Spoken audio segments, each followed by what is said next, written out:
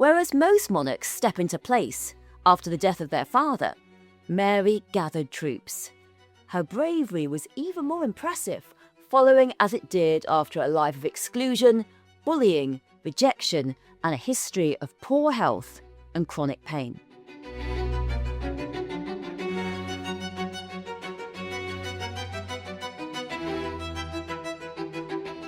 One queen has an adjective often permanently attached to her: Bloody Mary. Mary I is seen by history as the bloodthirsty queen, and we think the phrase was coined by John Fox first. In his Book of Martyrs, he wrote after Edward VI, the Bloody Mary succeeded. And she's still called Bloody Mary much more than she's called Mary I or Mary Tudor. And yet, as I'm going to argue, this 5-year queen was the most merciful of the Tudors. I'm Professor Kate Williams, and welcome to the 4th episode of this History Extra Academy series exploring the lives of some of history's greatest queens. In this episode, you'll hear how Mary was the first Queen Regnant of England, how she, a warrior queen, fought for the throne and secured it for herself and her younger sister, Elizabeth I. And yet history so often overlooks her or characterises her as the bad queen, paving the way for good Queen Bess. And now Elizabeth would never have dismissed her sister thus. She knew that she owed her.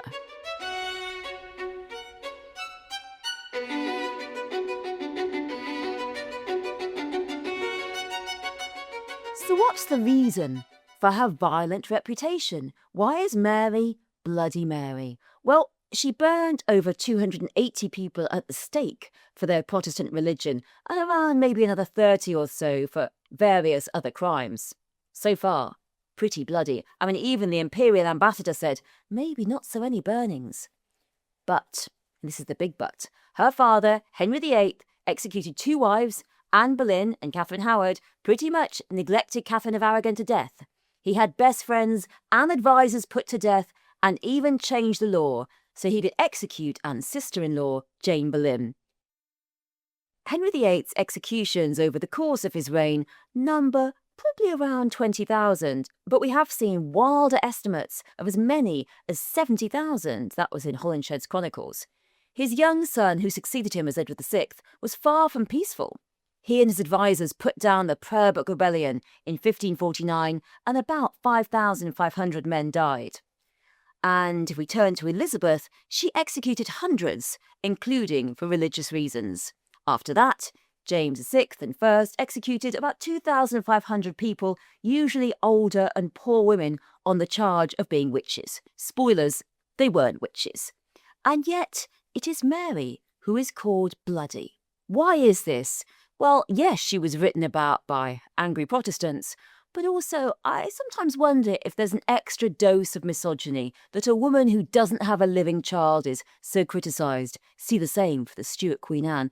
And there's something linked to images of blood used against women. Now, Mary was ill-advised to burn so many on religious grounds. But even if she'd merely executed the men, she would still have been attacked. John Fox's words were extremely potent.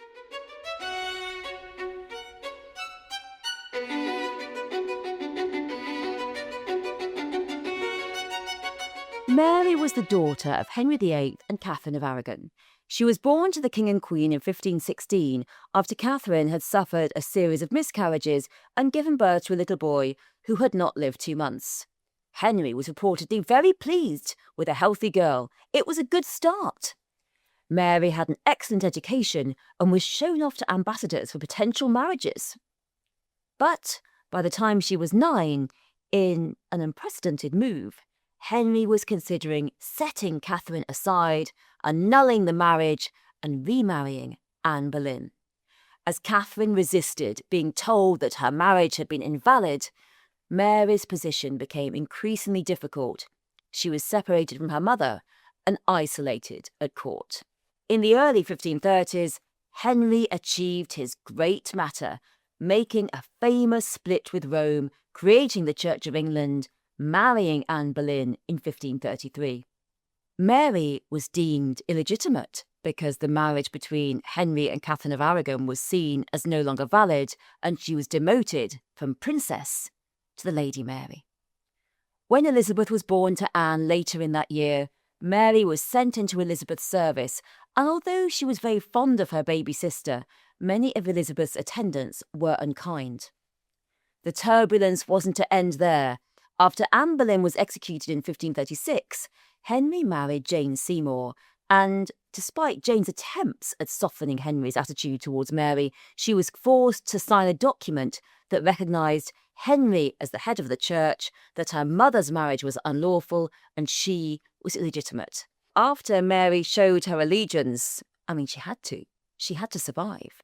Henry then received her at court, and she even did act as his hostess when he was without a consort, and she was later restored to the succession. On the king's death in 1547, Mary received an excellent range of estates, and throughout the reign of Edward VI, she was largely able to keep ownership and also hang on to her religion in a country that was turning very much towards Reformed Protestantism. But as Edward neared death in 1553, aged just 15, he was pressured by his advisers into superseding Henry VIII's will and knocking both sisters out of the succession in favour of Lady Jane Grey, who was married to Guildford, the son of his close adviser, the Duke of Northumberland. Henry VIII's will had said, the throne goes to Edward, then to Mary, then to Elizabeth, and only after Elizabeth did it go to the Grey line, who were descended from Henry VIII's younger sister Mary. Edward died on the 6th of July 1553, and the council proclaimed Jane Queen. But the populace, they were shocked. They all knew that Henry VIII had specified Mary. She was his daughter. Northumberland had also made a fatal error. He had not secured Mary before Edward's death. He invited her to her brother's deathbed. Mary had started on the journey and then realised it was a trap. Mary was in her estates and she was determined to get the throne. But the deck was totally stacked against her. The Holy Roman Emperor, so long her ally, said, I'm sorry, it's hopeless. Northumberland had possession of everything. The tower, the treasury, the ships. But he did not have control of public opinion. Mary wrote to the council that she expected to be recognised as queen. She gathered forces at her stronghold, Framlingham Castle in Suffolk, and when Northumberland went out to meet them, no one else would, and capture Mary, all of Jane's support fell away, and the council, almost immediately, switched their allegiance to Mary. Mary rode into London in triumph on the 3rd of August 1553, accompanied by her younger sister Elizabeth and her former mother-in-law, Anne of Cleves, fourth wife of Henry VIII and the ultimate survivor, the only one still alive, as well as various other ladies. It was a festival of female power. Mary had gained the throne against impossible odds. As one East Anglian gentleman said, Mary's was a feat more of Herculean than womanly daring. She was beyond woman. The Holy Roman Emperor sent word that he'd actually been busy getting ready to help her. Right. Whereas most monarchs step into place after the death of their father, Mary gathered troops. Her bravery was even more impressive, following as it did after a life of exclusion, bullying, rejection, and a history of poor health and chronic pain. Despite that so-called bloody nature, remember that, Mary kept Jane and her husband in the Tower. She was minded to let them live. She planned her coronation, the first ever coronation of a queen regnant. It was largely as a male king's would have been, but some aspects were borrowed from a queen consort's crowning. So, for example, as well as the king's sceptre and the king's sword, Mary also received the queen consort sceptre topped with a dove. That's a lot to hold. She also touched the ceremonial spurs rather than wearing them, even though, let's face it, she'd fought for her throne harder than most of her male predecessors. But there was still the question of religion.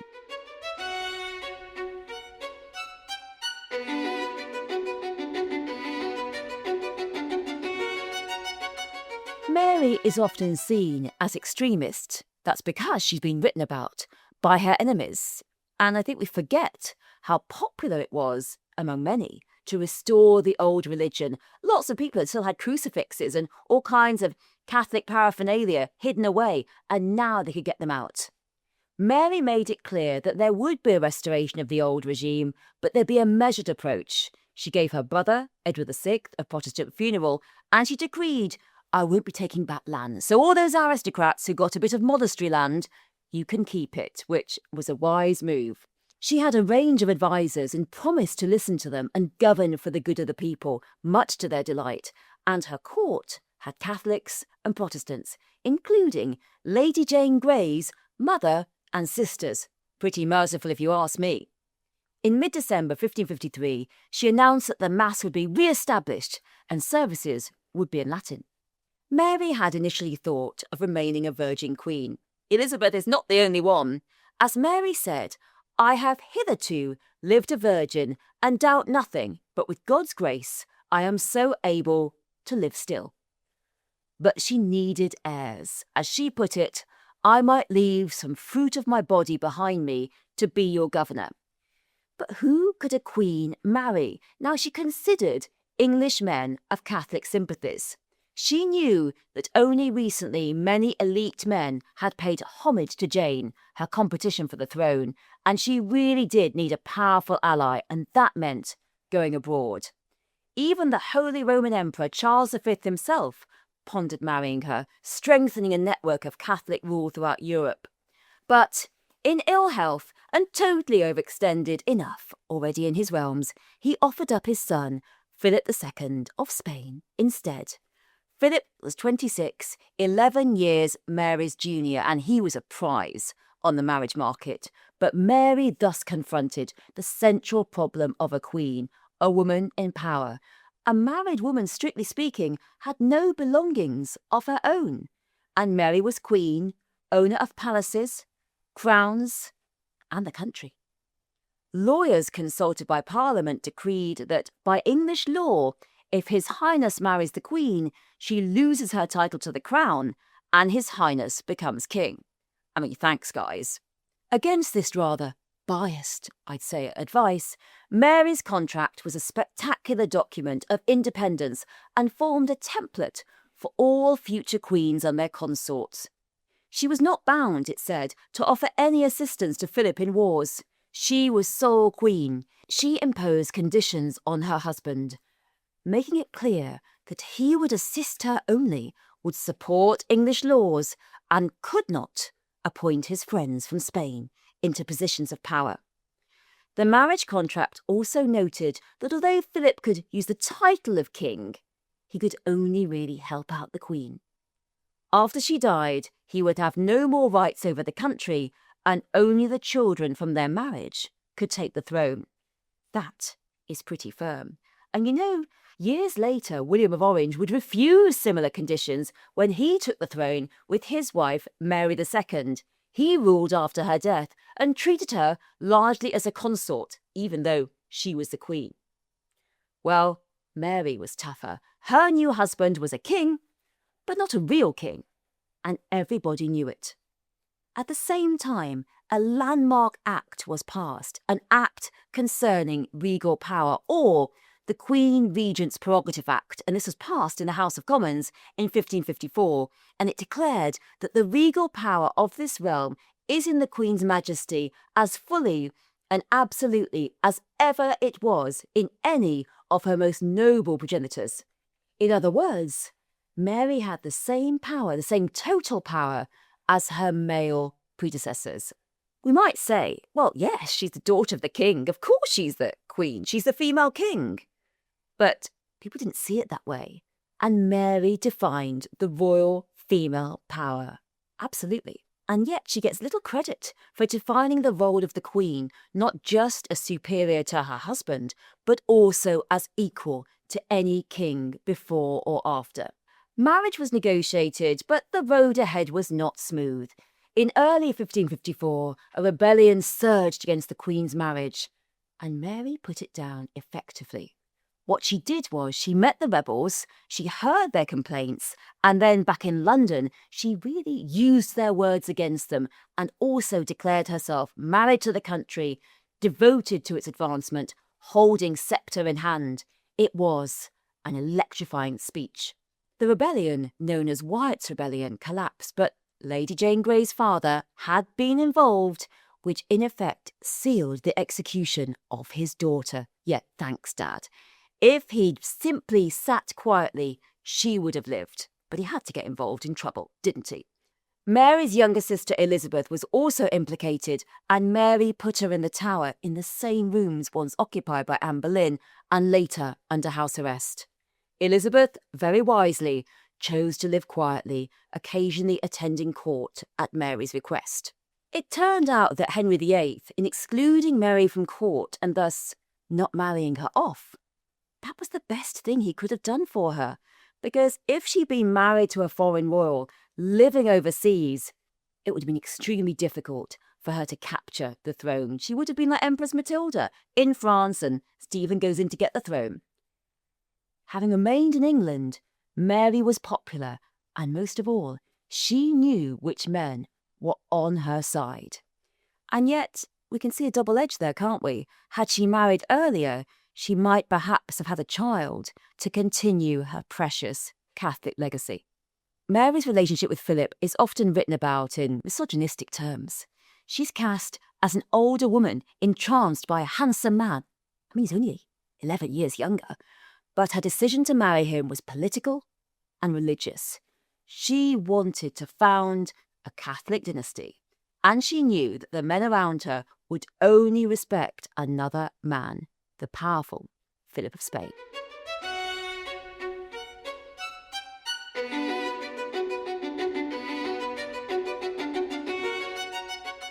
Mary had seen off huge odds to be the first crowned Queen of England. Her reign started in glory, but poor Mary's attempt to have a child tormented her. Mary's phantom pregnancies are often not kindly written about, but her subjects were sympathetic. Plenty of women at the time had hoped they were pregnant when they were not, and pregnancy was hardly an exact science. Philip was frequently away, and the latter years of her reign saw poor harvests and plots against her by people in the old circles of Northumberland, the former antagonists, who she'd mercifully let live. Maybe she'd have chopped off all their heads. Meanwhile, Philip pushed her into a war with France in June 1557, ending in the disastrous loss of Calais. History goes on and on about this, yet Henry VIII lost territory and left his children with massive debts, thanks to his war with France. So why does Calais matter so much, comparatively? It is often claimed that Mary said she would die with Calais inscribed on her heart. I'd say it's more likely that she died heartbroken that Elizabeth would end her Catholic reforms. And even if she did say such a thing about Calais on her heart, at least she was admitting mistakes. Henry VIII never died saying, "Oh, well, I wish I hadn't executed thousands," or, sacked the monasteries, or attacked the Scots, or the French, or killed wives. And perhaps the greatest irony of Mary's legacy is that when Philip encouraged Mary to beef up the navy, she did so. And so when it later came to 1588 and the Armada, Elizabeth had that big navy. We might say Philip had paved the way to fight himself. By early November 1558, Mary was dying. The council begged her to specify that Elizabeth was heir. She pondered naming her cousin, Mary Queen of Scots, but the Scottish royal had by that time married the Dauphin of France, and Philip hated France. And also, after all, Henry VIII's will had been the basis of her own claim to the throne. She had to honour it. In the early morning of the 17th of November 1558, Mary died at St James's Palace at the age of 42. She received the Catholic last rites before she died. Mary had wished to be buried with her mother, Catherine of Aragon, but her instructions were ignored, and she was interred at Westminster Abbey. And later, guess who shared her tomb? Yes, Elizabeth I. And guess who was just round the corner? Mary Queen of Scots. Elizabeth Mary, Mary, these great queens entombed in Westminster Abbey. And what of Mary's legacy? The most merciful of the Tudors has been presented as brutal, bloody, a failure, often a foil to make Gloriana even greater. But it had been a short reign of significant advances and had made legitimate the possibility that a woman could take the throne. Elizabeth knew that her path to her throne had been paved by Mary, the warrior queen who, against all the odds, against everyone saying she couldn't, she gathered her troops, she rode into London, she took the throne as the first queen regnant in English history.